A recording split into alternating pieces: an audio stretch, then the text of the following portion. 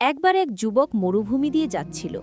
সে তার উট হারিয়ে ফেলেছিল এবং প্রচণ্ড তৃষ্ণার্ত ছিল। সে মনে মনে আল্লাহর কাছে সাহায্য চাইছিল।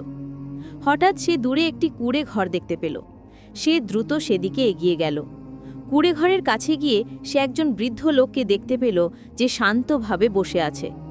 যুবকটি বৃদ্ধকে জিজ্ঞাসা করল, আমি প্রচণ্ড তৃষ্ণার্ত, আমাকে একটি পানি দিতে পারবেন? বৃদ্ধ লোকটি মুচকি হেসে বলল, অবশ্যই, তবে একটি শর্ত আছে। আপনাকে আল্লাহর ওপর পূর্ণ বিশ্বাস রাখতে হবে এবং ধৈর্য ধরতে হবে। যুবকটি রাজি হল। বৃদ্ধ লোকটি তাকে একটি পাত্র দিল এবং বলল, এই পাত্রটি নিয়ে একটি নির্দিষ্ট স্থানে যাও। সেখানে তুমি একটি শুকনো কূপ দেখতে পাবে। কূপের নিচে একটি পাথর আছে। পাথরটি সরালে তুমি পানি পাবে।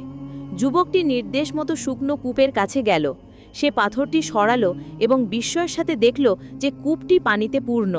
সে তৃপ্তি সহকারে পানি পান করল এবং আল্লাহর শুকরিয়া আদায় করল। এরপর সে বৃদ্ধ লোকটির কাছে ফিরে এলো এবং তাকে ধন্যবাদ জানালো। বৃদ্ধ লোকটি বলল, দেখলে, আল্লাহর উপর বিশ্বাস রাখলে এবং ধৈর্য ধরলে কোনো কিছুই অসম্ভব নয়।